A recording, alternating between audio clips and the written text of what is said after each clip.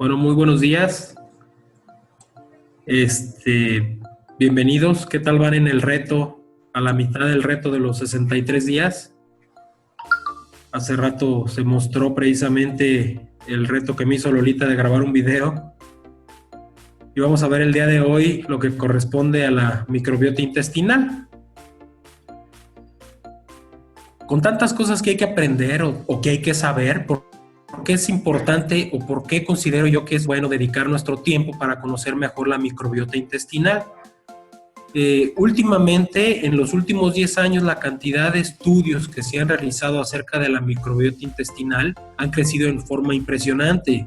Si se meten al PubMed, la cantidad de artículos que se publicaban hace 10 años, al día de hoy, ustedes ponen microbiota intestinal y aparecen 20 veces más que lo que se presentaba hace 10 años. Está tomando un auge esto y ahorita vamos a ver por qué. Aquí vemos, por ejemplo, el intestino, el tránsito intestinal, que comienza en la boca, pasa por el esófago a una velocidad, después llega ahí lo que vemos como una rotonda, que es el estómago, y vemos más o menos que ahí da vueltas, y después pasa al intestino delgado a cierta velocidad, después llega al intestino grueso, donde se enlentece la velocidad del tránsito, y aquí vemos cómo hay algunas figuras representando las bacterias que existen en este nivel, y ya después viene la salida. ¿Cómo podemos imaginarnos nosotros a la microbiota intestinal? Voy a hacer varias similitudes con situaciones que conocemos. Este es, por ejemplo, un castillo en el cual la parte de adentro, ¿sí?, es nuestro cuerpo. La parte de afuera está incluida el exterior del cuerpo y la luz intestinal, que aunque está dentro del cuerpo, para fines prácticos es como si estuviera fuera de nosotros. Entonces, ¿por dónde se puede entrar al castillo? Pues puede ser por la boca, o como vemos aquí a nivel intestinal, esta es la parte de la luz intestinal. Aquí está la barrera o la pared, y aquí ya es adentro, donde están las células del sistema inmunológico, atrasito de la barrera, ¿sí? Acá es afuera, acá es adentro. Aquí están las bacterias, partículas digeridas que forman un moco que precisamente va a proteger el exterior del interior. Haciendo un acercamiento, aquí vemos las células, los enterocitos. Entre célula y célula hay unos canales estrechos que están vigilados por estas llamadas tight junctions o uniones estrechas, donde podemos hacer un símil como si fueran los cadeneros de un antro, ¿sí? Son los que van a determinar qué pasa y qué no pasa. Entonces, funciona de esta manera. Acá es la parte de afuera o la luz intestinal, acá es ya dentro de la pared intestinal o el torrente sanguíneo. Vemos aquí las células de defensa, que podemos verlos o considerarlas estos como los de seguridad de adentro del antro, los cadeneros que determinan quién entra y quién sale, y la microbiota intestinal como la gente que está fuera del antro. Dependiendo de la microbiota o del tipo de gente que hay en la entrada de un lugar de estos, la mayoría o la otra gente puede decidir si entra o no entra a ese tipo de establecimientos. Vemos nosotros aquí otra vez la luz intestinal.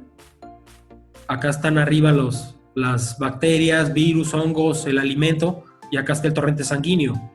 ¿Qué comemos nosotros? Aquí están todos los alimentos que nosotros ingerimos regularmente. Y dependiendo del tipo, la calidad de alimentos, es como se va a comportar esta microbiota y cómo va a reaccionar el intestino. Ya veíamos en la plática pasada que existen alimentos o productos como el gluten que van a hacer que esas uniones estrechas se separen. Van a hacer que los cadeneros del antro no funcionen como deben de ser y se metan al antro gente que a lo mejor no es muy deseada, y cuando sobrepasan la capacidad de la línea de defensa, es decir, los guardias de seguridad que están adentro, pues imagínense el desastre que se va a hacer adentro, ¿sí? Hablando del cuerpo, cuando existe esa transgresión de bacterias, partículas, virus, hongos y partículas mal digeridas al torrente sanguíneo, se produce una inflamación crónica de bajo grado. Esto se conoce como síndrome de intestino permeable, que es una de las causas de las enfermedades como malabsorción intestinal, enfermedades autoinmunes, alergias, enfermedades crónicas, bloqueos de la sangre al cerebro, del estado emocional e incluso de la inflamación sistémica que puede presentar una persona. Varios conceptos importantes que hay que saber antes.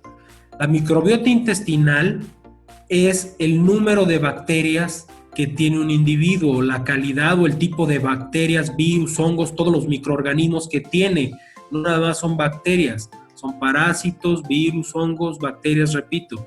Y se ha estimado que aproximadamente son 10 veces más el número de bacterias que las células humanas, y esto abarca entre 1,5 a 2 kilos de nuestro peso, son puras bacterias del intestino. Y el microbioma intestinal son los genes expresados por la microbiota intestinal que nos superan en número de 100 a 200 veces más. Y esos genes, al momento de expresarse, esos genes de las bacterias, al momento de expresarse, van a generar proteínas que son enzimas, neurotransmisores, sustancias que ayudan o que producen cerca de 20,000 funciones biológicas en una relación simbiótica entre las bacterias y nosotros. Entonces, microbiota son los virus, hongos, bacterias que tenemos. Microbioma son los genes de esos microorganismos, ¿sí? ¿Y qué funciones tiene la microbiota intestinal? Como vimos en la diapositiva anterior, son cerca de 20,000 funciones, pero aquí las englobamos en forma más general. Tiene que ver con la digestión y la absorción de los nutrientes, tiene que ver con el equilibrio de energía o la distribución de energía en todo el cuerpo. Se ha visto que una microbiota que consume demasiada energía no le va a llegar al organismo, y una microbiota que genera, una microbiota sana, puede incluso generar sustancias y darle más energía al cuerpo, y en específico a las células intestinales. Tiene que ver mucho también con la síntesis de vitaminas que tienen que llevar un proceso para que el cuerpo las pueda absorber. Síntesis de metabolitos como los ácidos grasos de cadena corta, el acetato, el propionato y el butirato, que se han visto que esos ácidos de cadena corta en el organismo, específicamente en el enterocito, es la principal fuente de energía de las células del intestino, y también tienen un efecto regulador a nivel del sistema inmunológico, específicamente en las células T reguladoras del sistema inmunológico, que son las que van a determinar si el sistema de defensa se encuentra muy activo o si se encuentra tranquilo.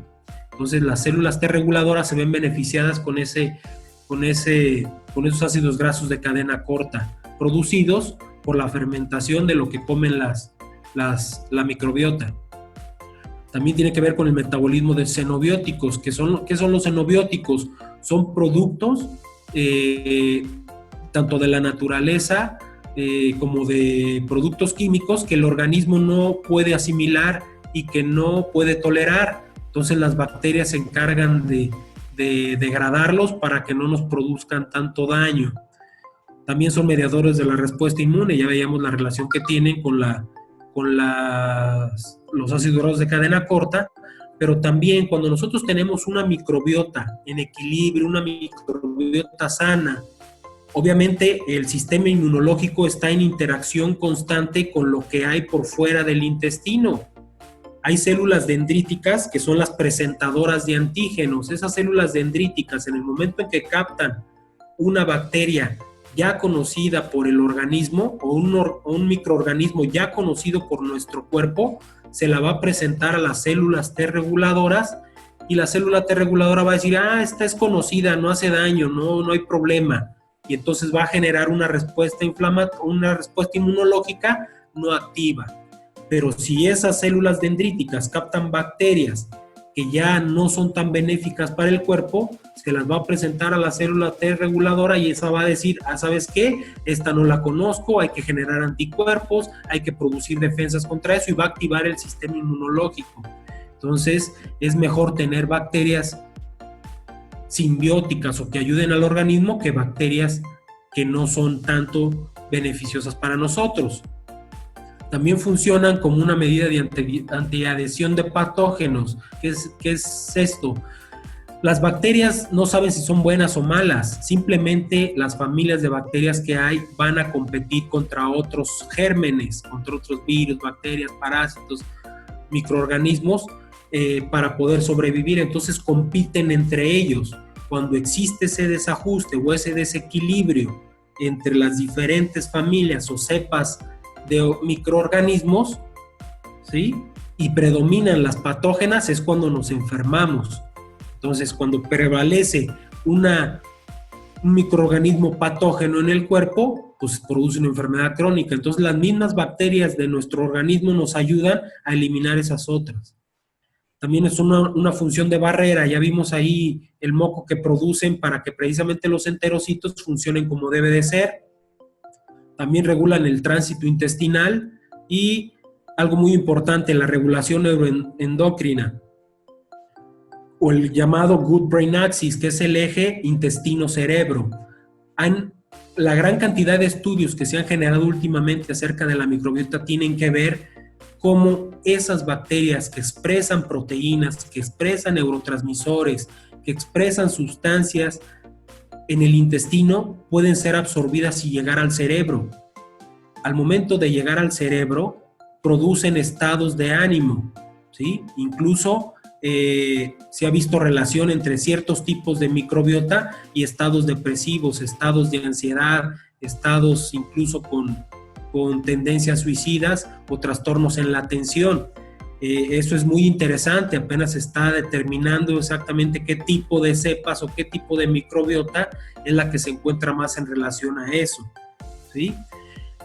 Tomando en cuenta esto, incluso se ha determinado, hay gente que piensa que las bacterias son las que nos dominan a nosotros. Las bacterias ya estaban en el cuerpo, en el mundo, mucho antes de que apareciera el ser humano. ¿Quién está colonizando a quién? ¿Sí? ¿Somos nosotros los que las invadimos o son las bacterias las que nos invaden? Hablando, por ejemplo, de una bacteria en específico, el Toxoplasma gondii. El toxoplasma es una bacteria que se reproduce únicamente en el intestino del gato.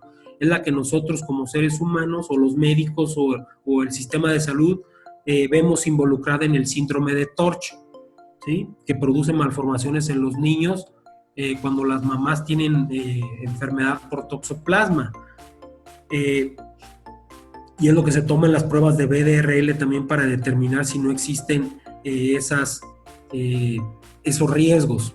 Pero el toxoplasma puede crecer en cualquier intestino, pero se reproduce en el intestino del gato exclusivamente.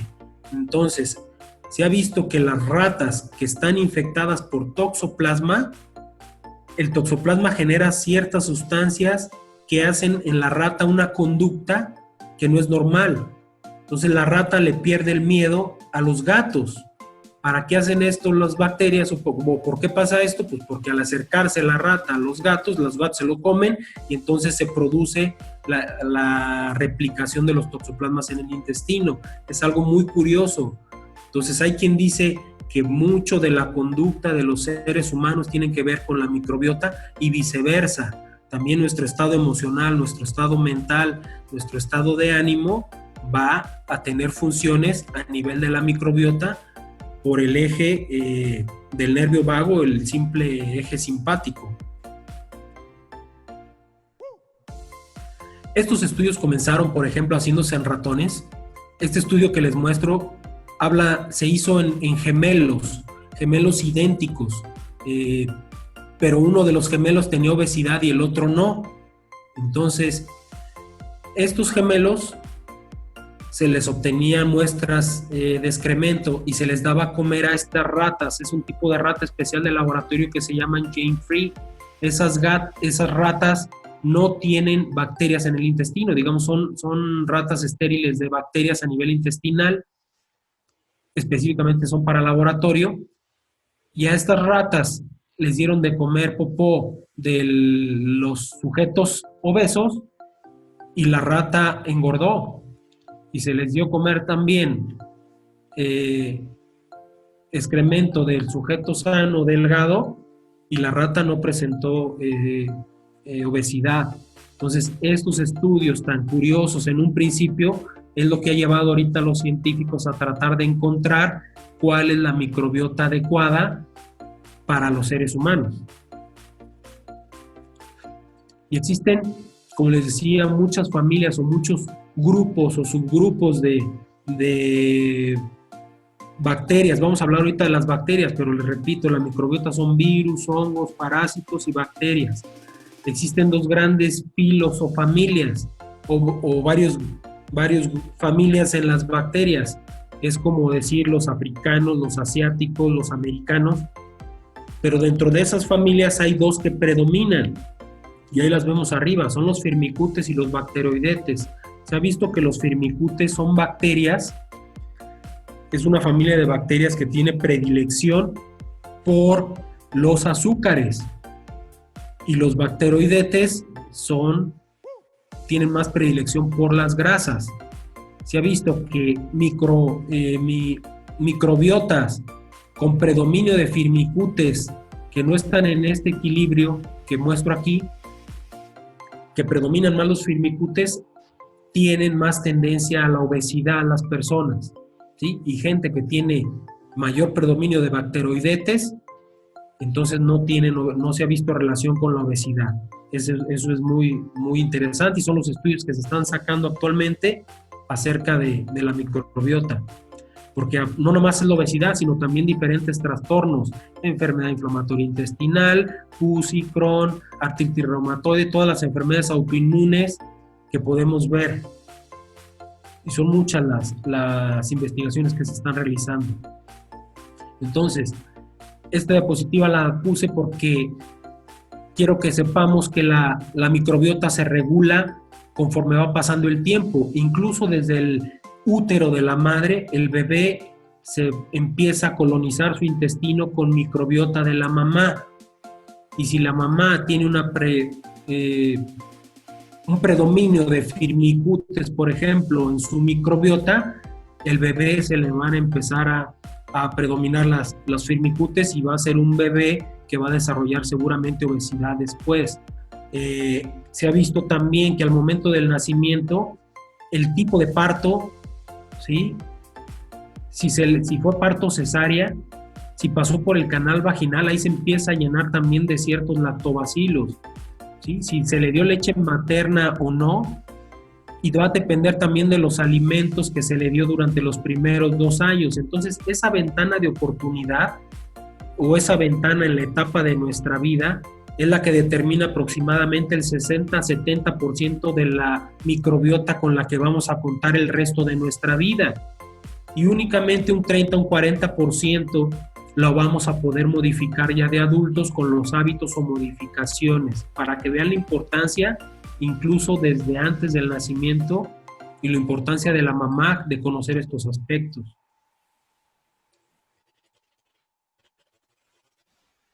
Esta diapositiva lo que establece es cómo el pH, ya sea en el estómago, en el duodeno, en el intestino grueso, influye en el tipo de bacterias que vamos a tener en esas diferentes zonas, y también cómo las bacterias van a alterar o modificar el pH dependiendo si tienen un crecimiento adecuado donde deben de crecer o no.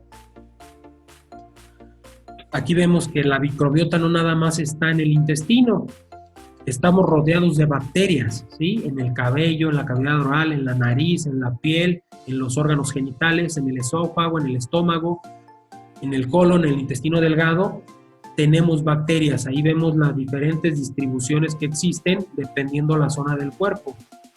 Pero en realidad, como les decía, 1,5 kg, 2 kilos de nuestro peso son las bacterias que tenemos. No vayan a querer eliminarlas todas para bajar de peso, ¿eh? ¿Y qué factores influyen en esa microbiota o en la calidad de microbiota que tenemos? Los fármacos o antibióticos, somos un país acostumbrados a tomar medicinas y específicamente antibióticos, incluso por una gripa queremos usar antibióticos, ¿sí? Y los niños que se les dan antibióticos, pues ven la importancia que tiene que ver ciertas modificaciones. ¿Tendrá algo que ver la modificación de la microbiota con el uso de antibióticos y la cantidad de obesos que hay en el país? No lo sé, no se ha investigado, ¿sí? O al menos yo no conozco un estudio relacionado a eso. La edad, el sexo y el genotipo son factores que no podemos modificar, ¿sí? La actividad física definitivamente influye con la calidad de la microbiota. La ansiedad, el estrés y la depresión, ya lo veíamos, nuestros estados de ánimo pueden influir en la calidad o el tipo de microbios que predominen. El alcohol y la dieta, aquí vamos a enfocarnos más en la dieta. Estos que siguen en azul, precisamente tienen que ver con los niños en el momento del nacimiento, el tipo de alimentos que se introducen después de la lactancia, el tipo de lactancia que se les da, si es parto natural o cesárea, y cómo fue el embarazo de la mamá. El lugar donde vive, el lugar donde nació, si tiene mascotas, hermanos, el tipo de escuela, el nivel de higiene en general, ¿sí? Se ha visto que las ciudades, que son lugares tratando de ser los más limpios o asépticos, comparado con la gente que vive en el campo, que tiene más contacto con lo que llamamos mugre, la gente del campo tiene una mejor microbiota, ¿sí? Y una mejor calidad de vida, hablando de la salud. Entonces, tiene que ver mucho también los niveles de higiene. Hemos entrado en una etapa donde queremos sanitizarlo todo, y no nada más ahora por el coronavirus, sino de siempre hemos creído que las bacterias son nuestras enemigas. Eso es algo que tenemos que cambiar o comenzar a cambiar. ¿Qué tipo de alimentación es disbiótica? ¿Qué es disbiótica? Que afecta o que le hace daño a la microbiota, ¿sí? Definitivamente las bacterias que vamos a tener nosotros son lo que comemos. Dependiendo de lo que comamos, vamos a tener una microbiota sana o una microbiota, llamémosla enferma, ¿sí? La evolución alimentaria tiene que ver con el tipo de alimentación que llevaba el ser humano. Ya lo veíamos en las otras pláticas también. El tipo de alimentos para los cuales genéticamente estamos diseñados, y la otra, que actualmente estamos ingiriendo una cantidad de productos alimenticios. No son alimentos, son productos, que esos productos tienen sustancias.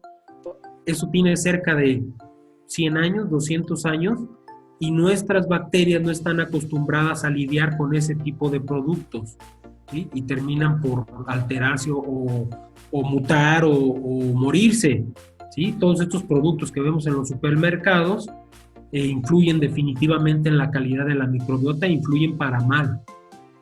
¿Qué enemigos son los comestibles o lo que comemos nosotros que influye para mal en la microbiota? Pues el alcohol, ya veíamos también el gluten, ¿sí? La leche de vaca, los azúcares refinados, la grasa. Hablábamos de tipos de grasa. Hay grasas que son buenas y hay grasas que no son tan buenas. Las grasas benéficas para la microbiota son las grasas poliinsaturadas, el omega 3, el omega 6, la grasa del aguacate, la grasa de las nueces, el aceite de oliva, ¿sí? La mantequilla, la manteca de puerco.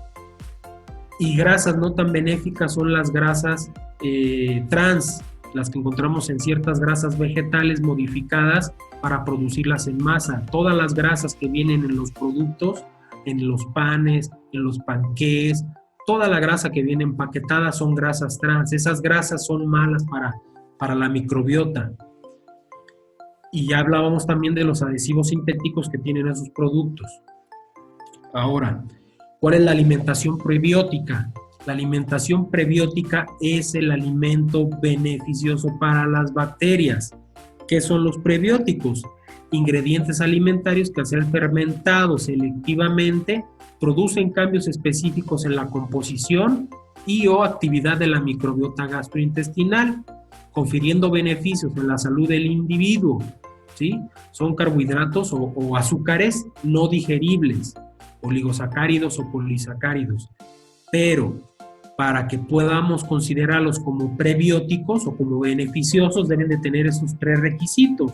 1, que sea resistente a la acidez gástrica e hidrólisis enzimática y resistente a la absorción intestinal. No pueden ser digeridos o no deben ser digeridos por nosotros mismos y absorberlos, porque si no nosotros los vamos a absorber y como son carbohidratos, vamos a estar absorbiendo carbohidratos, ¿sí? 2, que sea fermentado selectivamente por bacterias beneficiosas de la microbiota intestinal. Ya veíamos que los firmicutes fermentan azúcar refinada y les encanta el azúcar refinada, entonces no es tan beneficiosa. No podemos considerar el azúcar refinada como un prebiótico. Y 3, que sea capaz de inducir efectos fisiológicos benéficos para nuestra salud. Entonces, ¿cuál es el mejor alimento para las bacterias o el mejor prebiótico? Pues es la fibra, definitivamente. Pero no es lo mismo la fibra que encontramos empaquetada en este tipo de productos que están acá a la derecha, que nos han hecho creer que por ser fibra es buena, ¿sí? No es diferente a la fibra que encontramos en la naturaleza, en este tipo de alimentos. ¿Por qué? Les voy a explicar qué se considera la fibra. La fibra simplemente son polímeros de carbohidratos con 3 o más unidades monoméricas que no se digieren ni se absorben en el intestino humano. Entonces, un pedazo de cartón es fibra. Podemos considerarlo como fibra, ¿sí? Todos estos productos también podemos considerarlo como fibra. ¿Serán prebióticos o no? Aquí vemos. ¿Sí? Para que sea prebiótico tiene que ser resistente a la acidez, tiene que ser fermentado por bacterias benéficas, ¿sí? Y que sea capaz de inducir efectos fisiológicos sanos para nuestro organismo. Hablando de la clasificación de la fibra, la mayoría conoce la clasificación como fibras solubles e insolubles, ¿sí? Esa clasificación ya ha quedado en desuso. Vemos de las fibras solubles las pectinas, algunas semicelulosas, mucílagos, fructanos, galactoligosacáridos, para que vean que hay muchos tipos o diferentes tipos de fibras, ¿sí? Las insolubles es la celulosa, algunas semicelulosas, lignina y almidón resistente. La actual clasificación que se hace, o la de más importancia, que tiene que ver con la microbiota intestinal, y no nada más pensar en fibra diseñada para hacer popó o no hacer, ¿sí? Para la gente estreñida o no estreñida, no es nada más la utilidad de la fibra, ya estamos viendo más aquí. Entonces, las fibras fermentables, vemos que el almidón resistente que estaba en las insolubles es de las más fermentables y de las más benéficas para la microbiota. Entonces, vamos a clasificarlas ahora en fermentables y en menos fermentables. Vamos a hablar de cada una de ellas. El almidón resistente. Existen verduras, frutas que ya tienen almidón. Ese almidón, si yo me lo como, ¿sí? El almidón son cadenas de carbohidratos o de azúcares, el cuerpo los va a ir digiriendo precisamente con las enzimas que yo produzco. Ese almidón, al llegar a digerirse y llegar a monosacáridos o disacáridos, los va a absorber mi intestino y yo los voy a absorber como azúcar. Por eso hay gente que dice no comas almidón, no comas papa, no comas camote porque lo vas a subir de peso. Y sí, efectivamente, si tú llevas una dieta rica en almidones, es una dieta rica en carbohidratos y tiendes a subir de peso. Sin embargo, el almidón resistente se llama resistente precisamente porque resiste a la absorción del almidón. Entonces el cuerpo humano no lo absorbe, ¿sí? Hay 5 tipos de almidones resistentes. Nos vamos a enfocar en los tipo 2 y el tipo 3. El almidón resistente tipo 2 se encuentra en el plátano macho, en el plátano verde y en la papa cruda. Muy pocas personas son capaces de comer este tipo de alimentos así, pero si uno se come un plátano verde o un plátano macho muy rico en almidón resistente, no lo va a absorber el cuerpo y sí lo van a fermentar las bacterias y lo van a aprovechar las bacterias. El tipo 3 son precisamente alimentos que nosotros vamos a poder comer, pero ojo, debemos de realizar cierta transformación, de hacerlo almidón normal a hacerlo almidón resistente. ¿Cómo hacemos esto? Nosotros cocemos una papa, perdón, no la cocemos, la asamos o la horneamos, la calentamos, y ya que quedó horneada o calentada, unos 30 minutos, entre 20 y 30 minutos a 180 grados o más, al momento de sacarla del horno, la metemos a refrigerar. Esto va a hacer que la amilosa que está dentro de las partículas de almidón se salga del almidón, y al momento de enfriarlo se va a formar una estructura que va a hacer que no la podamos digerir. Esa papa que yo enfrié, después para usarla la puedo cocinar, pero ojo, no calentarla más de 170 grados, porque si no se va a volver a hacer almidón no resistente y lo voy a absorber, ¿sí? Yo lo que utilizo, por ejemplo, ahí en la casa de ustedes, los camotes los meto al horno unos 25 minutos, 30 minutos, después los saco al refrigerador y ya después me como el camote, porque es bien fácil quitarle ya la cáscara, y eso me da una fuente de almidón resistente. Me estoy comiendo yo, me lleno, porque aparte es un alimento que te sacia, y aparte le estoy dando de comer a las bacterias, no tanto a mí mismo. Las pectinas es otro tipo de fibra, ¿sí? De hecho son las que más abundan, producen la mayor cantidad de bacterias y son las más fermentables, las más útiles para las bacterias, ¿sí? Y las pectinas se encuentran en las frutas y verduras, la zanahoria, el kiwi, la uva, el plátano, el limón, la naranja, la manzana, las cerezas. Sin embargo, se ha visto que cuando uno cose estas frutas y verduras, la cantidad de pectinas con las que vamos a disponer va a ser mayor. Si yo cozo la manzana, si yo cozo la zanahoria, ¿sí?, voy a generar mayor cantidad de pectinas, más fibra para mis bacterias, para mi microbiota. Otras son los mucílagos. Estos abundan en las semillas y en las algas marinas. Los mucílagos se encuentran en las semillas de lino, en las de chía, en las del plántago, como el psyllium plántago, ¿sí?, que es el que más conocemos, yo creo, en el sector salud, en las algas pardas o en las algas agar-agar. ¿Cuáles son los mucílagos? Yo pongo una cucharada de semillas de chía a cocer en agua, la empiezo a hervir y voy a empezar a notar cómo empieza a soltar cierta baba o cierto moco. Esos son los mucílagos. Igual con las semillas de chía. Yo hago una decocción, pongo semillas de chía con agua, la pongo a hervir, y ya que hierve la apago y voy a empezar a ver cómo se empieza a formar una especie de gelatina. Esa gelatina es rica en mucílagos, ¿sí? También existen este tipo de algas que ya venden para hacer tipo de gelatinas. No es sencillo encontrarlas actualmente porque mucha gente no le da la importancia que tiene. Entonces se puede hacer el alga, se humidifica, ¿sí?, se hace como gelatina, se le ponen frutas y ya se le puede hacer una gelatina incluso para los niños. Son muy ricas en mucílagos. Los fructanos. Los fructanos son los más estudiados, ¿sí? Estas sustancias como la inulina y los fructoligosacáridos son los más estudiados. ¿Por qué? Porque la industria son los que más fácil pueden modificar o almacenar en paquetitos o en sobres o vender o industrializar. Por eso tiene más investigación. Ustedes van a encontrar la mayor cantidad de fibras que se venden son fructanos, que vienen, por ejemplo, de la raíz de achicoria, de las semillas del diente de león, del ajo crudo, del puerro, la cebolla, los espárragos, la alcachofa, el plátano, ¿sí? Esos naturales ya tienen fructanos, que también son buenos, ¿sí?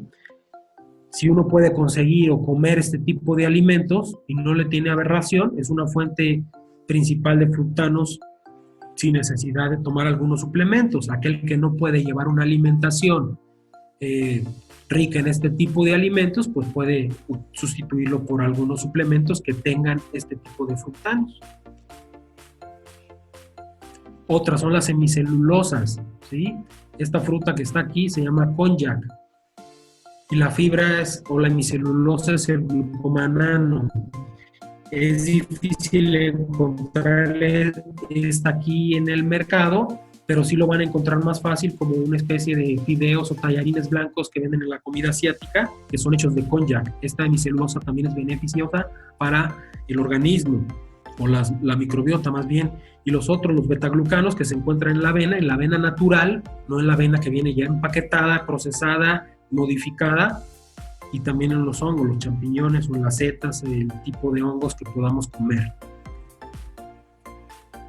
Los galactoligosacáridos, estos están básicamente en las legumbres, ¿sí?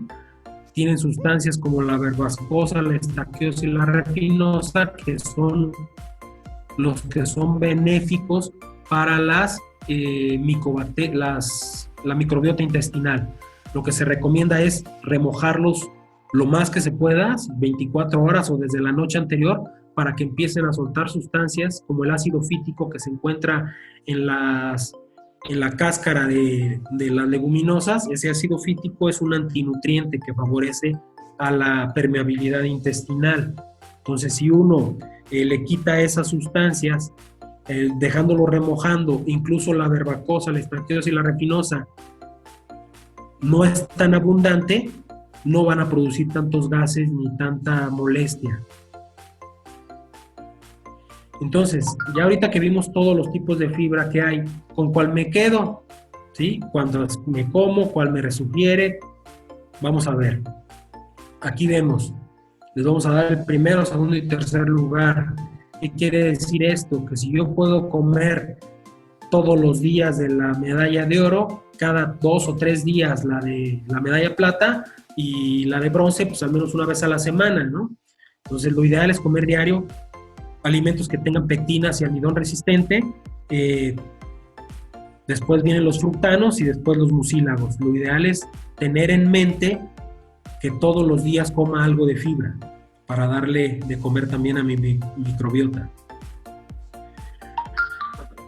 Entonces, hablando de los gases que produce la fibra, se ha visto que no es tanto la cantidad de gases que se produce, sino la calidad del gas. Gases sulfurados que tienen mucho azufre, como el sulfuro de hidrógeno, son los que van a hacer que el intestino se irrite o que el intestino se lastime.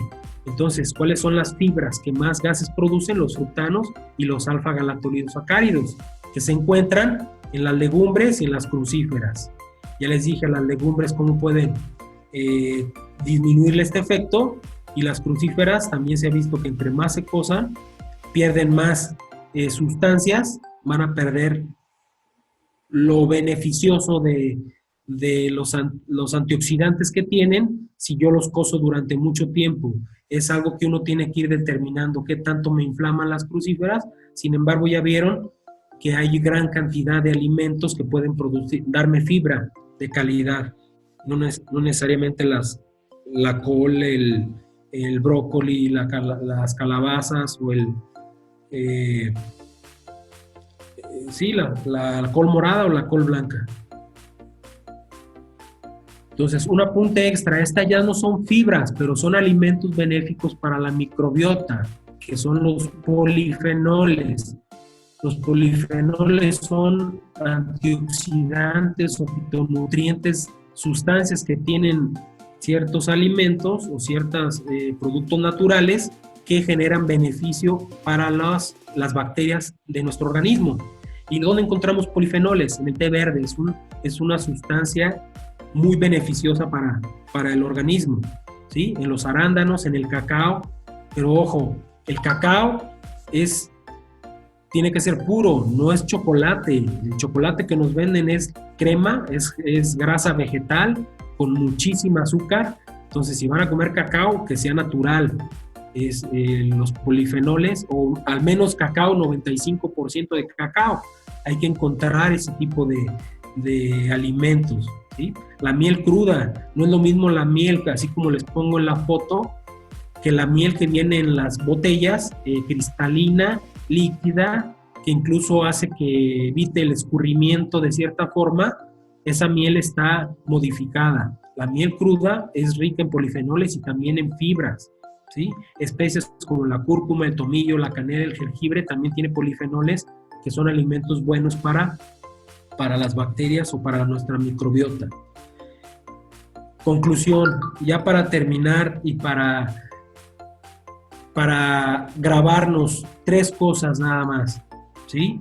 La primera, lo que yo como va a influir definitivamente en el tipo de bacterias que voy a tener en mi intestino, ¿sí? ¿Cuáles van a predominar? ¿Las benéficas o las no tan benéficas? Entonces, mi comportamiento influye en las bacterias o en la microbiota, y la microbiota también influye en mi comportamiento. 2. La alimentación industrializada basada en comestibles, productos, no alimentos, daña nuestros queridos microorganismos. Si quieres mantenerlos sanos, aléjate de los productos lo más que puedas. Y 3. Debemos aportar fibras fermentables, el sustrato que mantendrá vivas y trabajando a las bacterias buenas. Eso sí, hay que buscarlo en alimentos de calidad, ¿vale? Espero con esto haberles ayudado a conocer un poco más de cosas para que cada uno sea el cuidador natural de su propia salud y que cada uno empiece a lograr su mejor versión. Estoy a sus órdenes y adelante.